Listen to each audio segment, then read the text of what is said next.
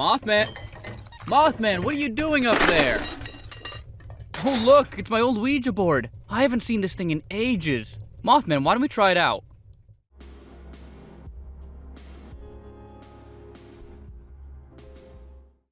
Oh, hey, Wanderer!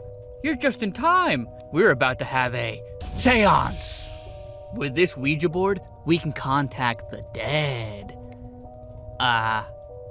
Don't think too hard on that one. People have been using spirit boards like this since 1100 AD China. The Kwanzaa school would use it in special rituals to contact spirits. Unfortunately, that was outlawed by the Qing dynasty.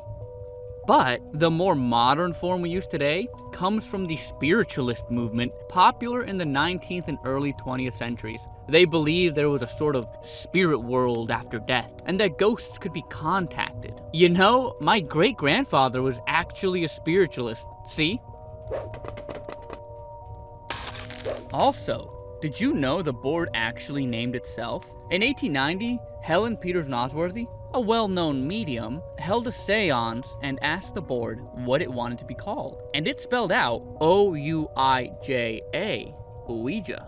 When they asked the board what the word meant, it said good luck.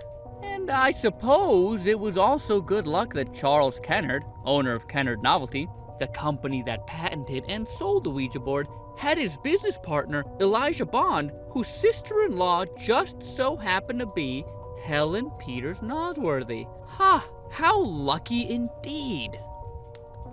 Anyways, scientists have studied the board in a controlled lab environment to try to get answers on the board and how it works. Now, their findings led them to believe that the movement is caused by those holding the planchette, but it's involuntary. Strange thing is, they found that using the board led to more accurate answers than just guessing, leading them to the conclusion that the board taps into the user's unconscious mind to get the answers the user seeks. But who knows? Heck, I'm a talking skeleton and that's Mothman. Who's to say you aren't talking to ghosts?